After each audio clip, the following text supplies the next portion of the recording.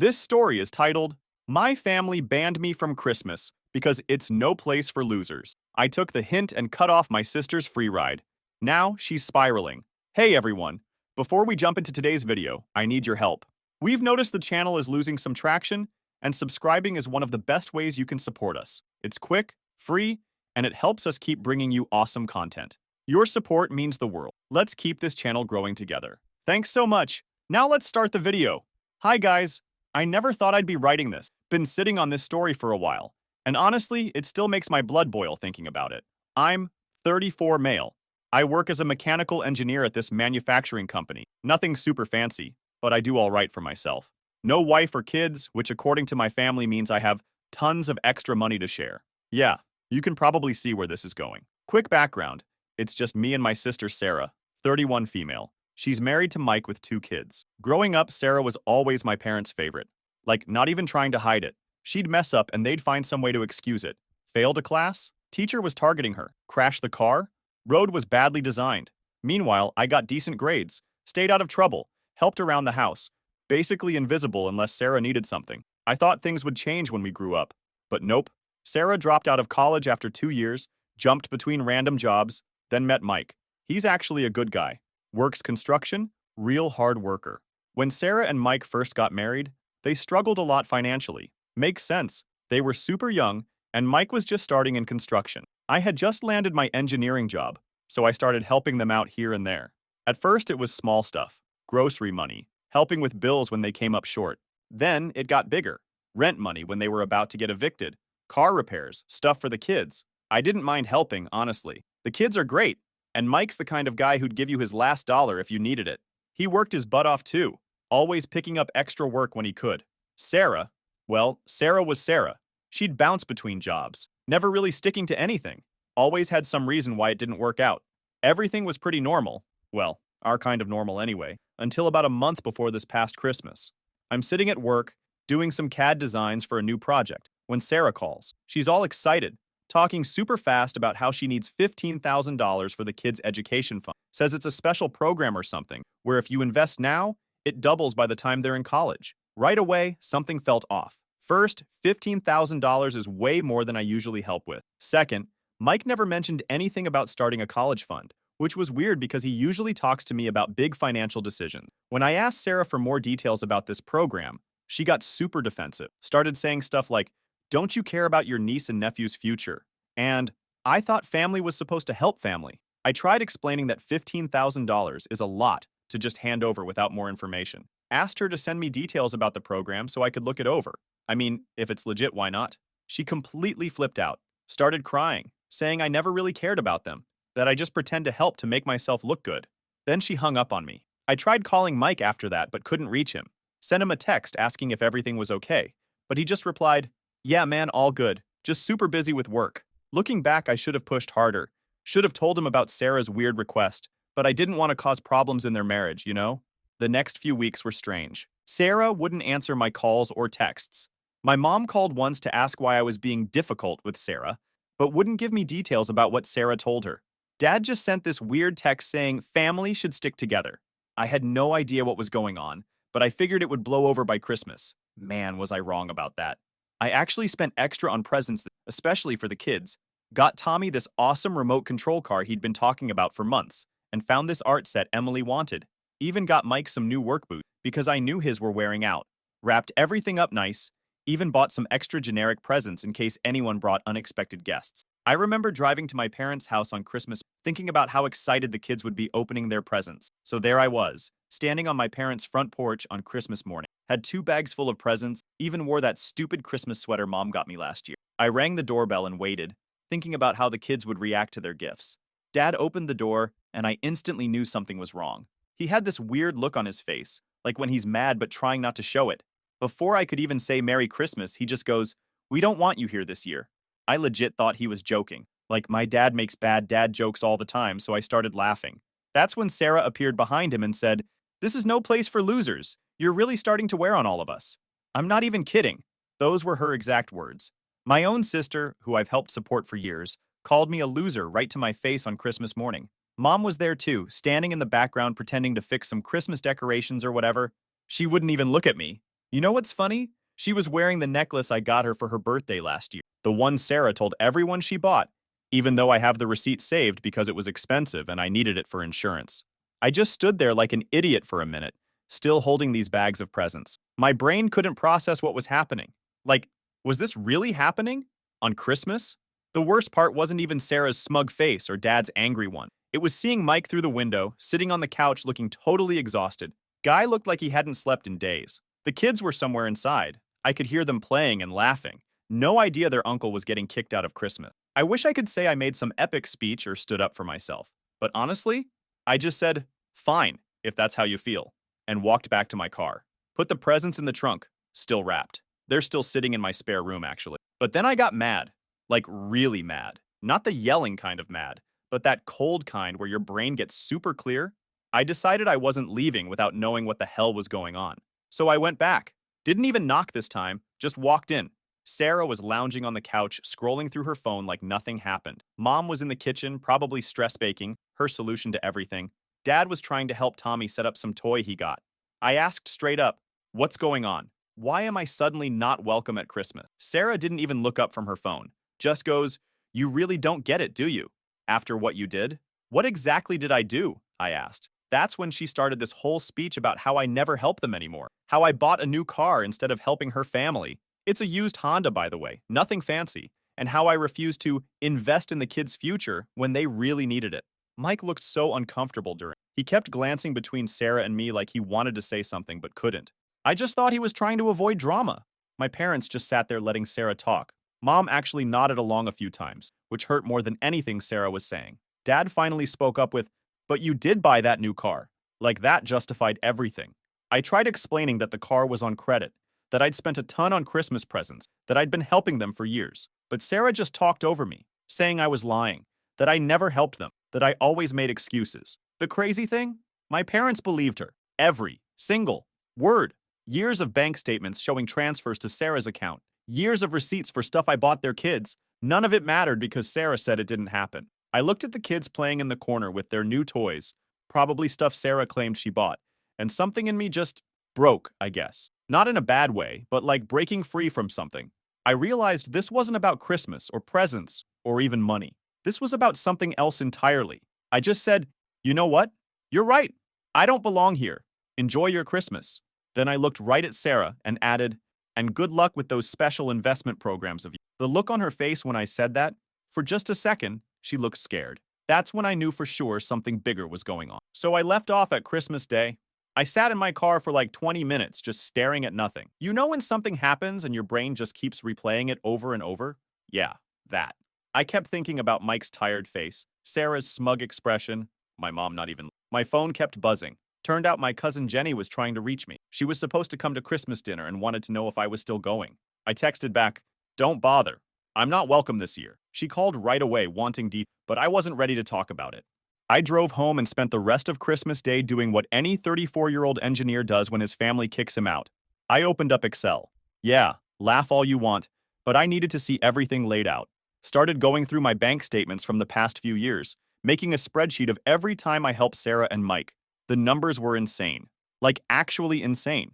Over the past 3 years alone, $4,800 for emergency rent when they were about to get evicted, $2,300 for car repairs, $3,500 for Tommy's dental work, around $6,000 in smaller stuff like groceries, bills, school supplies, $2,000 for Emily's special therapy session. Still don't know if those were real. That's not even counting all the presents, clothes, and random stuff I bought for the kids directly, or the money I gave them in cash when Sarah said they needed it right away.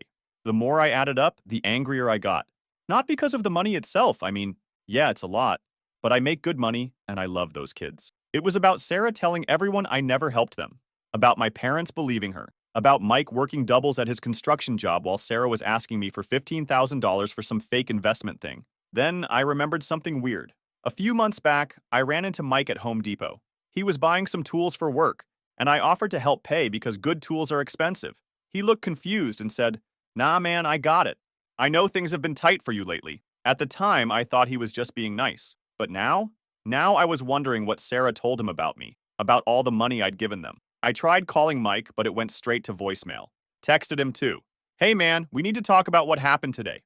Call me when you can. He never did. Sarah must have been watching her phone, though, because she started texting me right away. Stop trying to cause problems. You're just jealous because mom and dad love me more. Maybe if you weren't such a selfish jerk, you'd still be welcome at Christmas. The kids don't even miss you. That last one hurt. Not gonna lie, I didn't respond to any of her texts. Instead, I kept going through my records. Found all the emails where Sarah asked for money, all the transfer receipts, everything. Even had some texts saved where she thanked me for helping. Yeah, I save important texts. Sue me, I'm an engineer. We like documentation. The weird thing was, looking at the dates, Sarah always asked for the biggest amounts of money right after Mike got a raise or picked up extra work. Like she knew there'd be more money coming in and wanted to grab it before he saw it. Then, I found something that made my stomach turn. Remember that $15,000 she wanted for the kids' education fund? Well, I found an old email from Mike from about 2 years ago, talking about how he'd started a 529 account for both kids. He was so proud about putting away $100 from every paycheck. Sarah knew about those accounts. She knew they already had college funds set up. So what did she want that $15,000 for? That's when my phone lit up with a text from a number I didn't recognize. It was Amy, Mike's sister. All it said was, "You need to know what's really going on. Can we meet?" It was weird how she reached out to me, but I agreed to meet at this little coffee shop near my work. Amy showed up looking seriously stressed. First thing she says is, "Mike doesn't know I'm here." Then she pulls out this folder, and I'm thinking, great, more documentation. My kind of person, TBH. Turns out Amy works at the bank where Sarah and Mike have their accounts. Yeah, I know what you're thinking. Isn't that confidential information? That's exactly what Amy said. She was really nervous about the whole thing, but said she couldn't stay quiet anymore after what she'd seen. According to Amy, Sarah had been opening separate accounts without Mike's knowledge. Every time I sent them money for emergencies, Sarah would only use a small part for whatever she claimed she needed it for. The rest went straight into these secret accounts. But here's the really messed up part. Sarah had been telling Mike that I stopped helping them years ago, that I got too fancy with my engineering job and forgot about family. Mike was working himself to death with extra shifts because he thought they were on their own. Amy showed me some bank statements. Yeah, probably breaking some rules, but I'm grateful she did. They showed Sarah withdrawing large amounts of cash right after I'd send money for specific things. Like when I sent $3,500 for Tommy's dental work. Only $800 actually went to the dentist. The rest? Poof. I asked Amy why she was telling me all this. She started crying right there in the coffee shop. Said Mike's been working 60 to 70-hour weeks, thinking they're barely making ends meet. Meanwhile, Sarah's secret accounts had over $40,000 in them. $40,000. That's not just emergency money or a shopping fund. That's runaway money. I felt like such an idiot. All those times Sarah needed money for the kids, for bills, for emergencies, I was basically funding her escape plan without knowing it. And poor Mike was working doubles thinking they were struggling. Then Amy dropped another bomb. Sarah had been asking about moving money international, had been researching countries with weak extradition laws, had to Google what that meant. Basically places where it's hard to force someone to come back. I must have looked pretty shell-shocked because Amy kept apologizing for telling me. But she said after hearing about Christmas, she couldn't keep quiet anymore. She was worried about Mike and the kids. I asked her why she didn't tell Mike directly. She said she tried hinting at it, but Mike totally trusted Sarah. Would probably think Amy was just trying to cause trouble. That's why she came to me instead. We spent like 2 hours in that coffee shop going over everything. The more we talked, the more obvious it became. Sarah wasn't just stealing from me, she was setting up her escape. That $15,000 she wanted? Probably the final amount she needed to disappear. When I got home that night, I had 3 missed calls from Sarah and a text saying, "Hope you're happy with yourself. Mom's been crying because of you." Classic Sarah. Try to make me feel guilty while she's literally planning to abandon her family. I didn't sleep at all that night. Kept thinking about Mike working those extra shifts, about Tommy and Emily, and how Sarah was planning to just leave them, and how I was funding all that. About my parents who still weren't talking to me because they believed Sarah's lies. The next morning, I called my company's lawyer. Figured I needed professional advice before doing anything. This was way bigger than just family drama. So my company's lawyer, let's call her Linda, looked over everything I had, bank statements, texts, emails, the whole thing. She said I should talk to Mike directly, but be careful about mentioning what Amy told me since that info wasn't exactly obtained legally. I was trying to figure out how to approach Mike when Sarah made things easier by showing up at my house unannounced. Just started pounding on my door in the middle of my work from home day.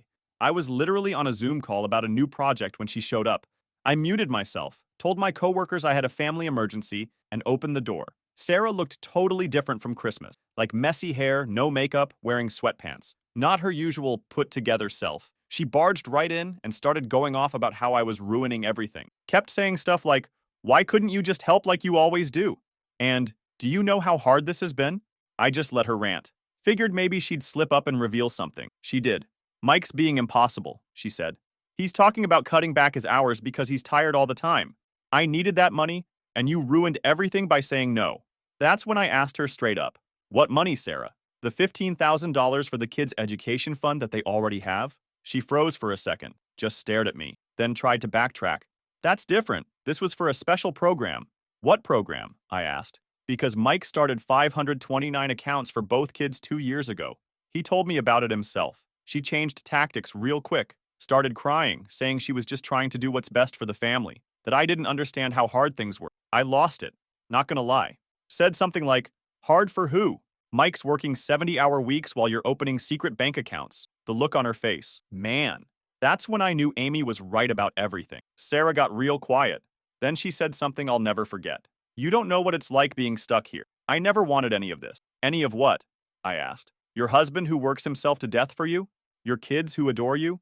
The brother who's been bankrolling your secret escape fund?" She didn't even deny it. Just said, "They're better off without me anyway." I pulled out my phone and played the audio recording of our entire conversation. "Yeah, I recorded it.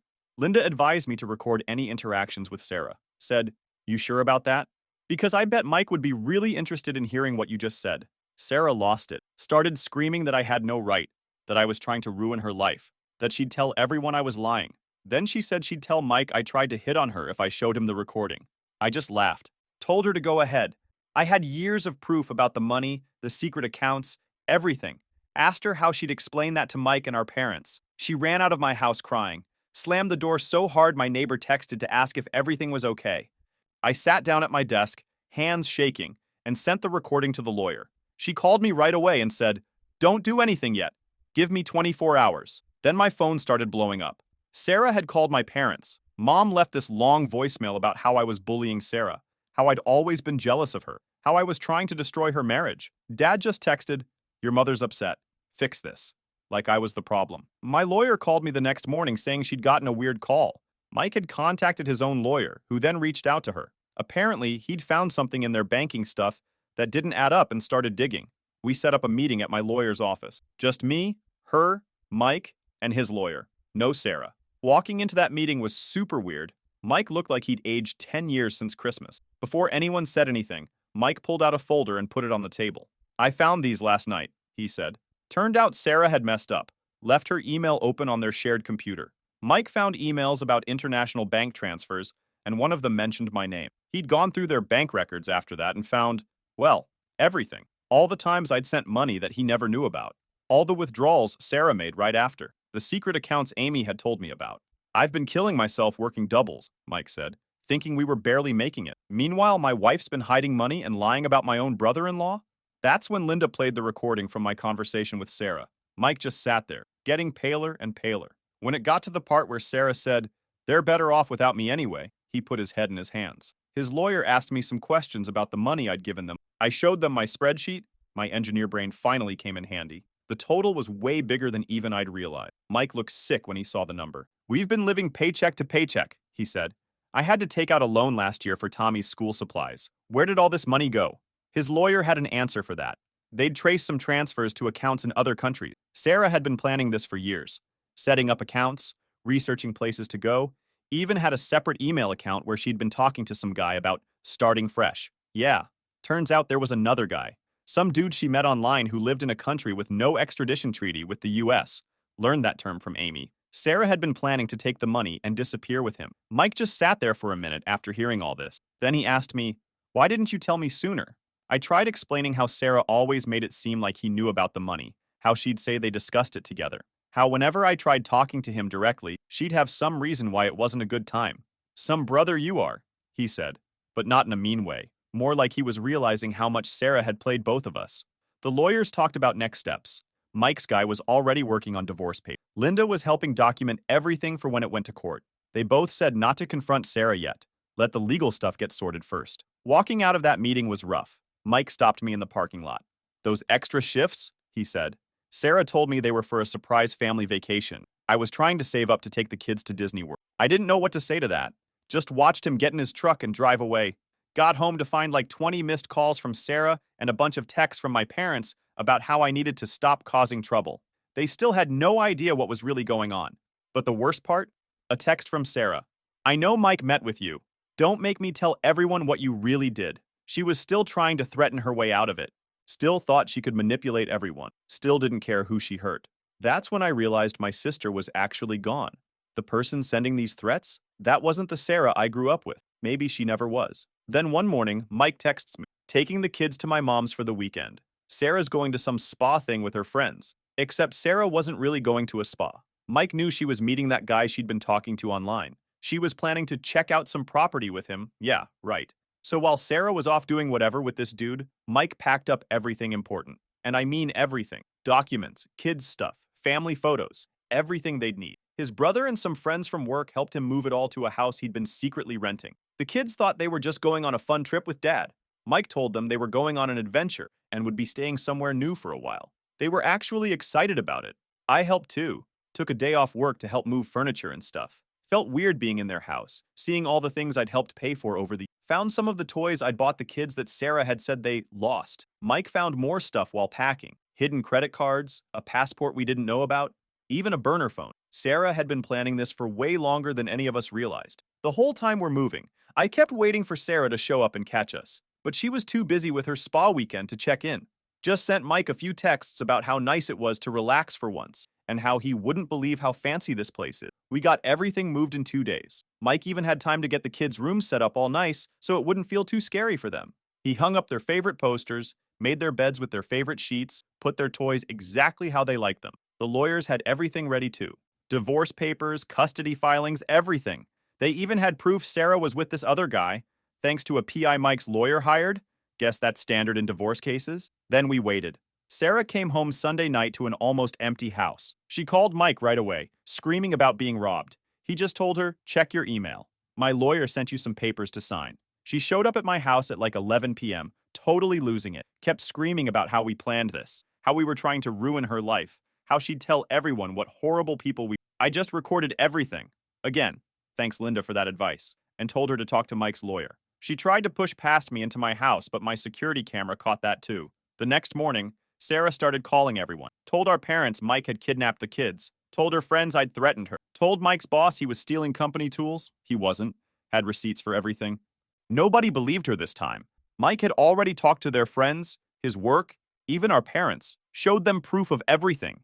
The hidden accounts, the affair emails, the plans to leave. Mom called me crying, apologizing for not believing me at Christmas. Dad sent this long text about how sorry he was, but honestly, it felt kind of empty at that point. Sarah's still trying to spin it like she's the victim. Keeps posting on Facebook about how her family betrayed her and how the truth will come out. But she's running out of people who'll listen. The kids are doing okay. They miss their mom, but Mike got them into therapy right away. They're actually doing better now that they're not living in all that tension. And yeah, it's been about 3 months since everything went down. Sarah's still around, still causing drama. But honestly, nobody really listens to her anymore. She tried moving back in with our parents after her plan failed, but even they had limits after seeing all the proof. Speaking of our parents, yeah, that's been interesting. After all their apologies and crying about how sorry they were, guess what they asked for? Money. Said they wanted to help Sarah get back on her feet and needed $20,000. I just laughed and told them I'm done being the family ATM. They didn't like that answer. Dad got all huffy about how family helps family. Where was that energy at Christmas? Mom tried guilt-tripping me about how Sarah's their daughter, and they have to help her. I just told them they can help her with their own money. Haven't heard much from them since. Mike and the kids are doing really good, actually. He switched to a better-paying construction job that lets him work normal hours. The divorce stuff is still going through the courts. Sarah's trying to fight it, but she doesn't have much of a case. Her lawyer quit when she couldn't pay the bills. Wonder where all that money she hid went. Now she's telling everyone she can't afford a lawyer, and we're taking advantage of her. Yeah, right. The money thing's still being investigated. Police got involved because of how much she took, but these things move super slow. The good news is, Mike won't be responsible for any of the debt Sarah racked up once they found out she hid it from him. The kids ask about Sarah sometimes, but not as much anymore. Their therapist says that's normal. They have video calls with her once a week, but half the time she cancels or forgets. Mike says they're usually happier on the days she cancels. Remember that guy Sarah was going to run away with? He blocked her on everything once he realized she didn't have access to all that money anymore. Now she's telling everyone he was just a friend who was helping her escape an abusive situation. Nobody's buying it. I still help Mike and the kids sometimes, but it's different now. Everything's out in the open. He keeps real careful records of anything I help with, and he's already paid back some of it. Told him he doesn't have to, but he says it's important to him. Last week, Tommy lost his first tooth. Mike sent me a picture right away. Kid was so proud of himself. Guess who didn't respond when he sent her the same picture? Yeah, the weirdest part of all this? I actually feel better now that everything's out in the open. Yeah, I lost my sister, or maybe never really had the sister I thought I did, and things with my parents are pretty messed up. But at least it's all real now. No more lies, no more secrets, no more being manipulated. A few days ago, Mike invited me over for Tommy's birthday party. Sarah was supposed to come but canceled last minute. Big surprise. You know what Tommy said? That's okay. Uncle is here and he never misses anything. Kids got me figured out, I guess. Edit. Thanks for all the awards, but seriously save your money. If you want to do something nice, go help someone who actually needs it. Just maybe check that they're not planning to run away with your money first, lol. Edit 2. Stop asking me to adopt you as my sibling. My family funding days are over. Edit 3. Yes, I eventually donated most of those Christmas presents. Kept the ones for the kids though. They really love that remote control car and art set.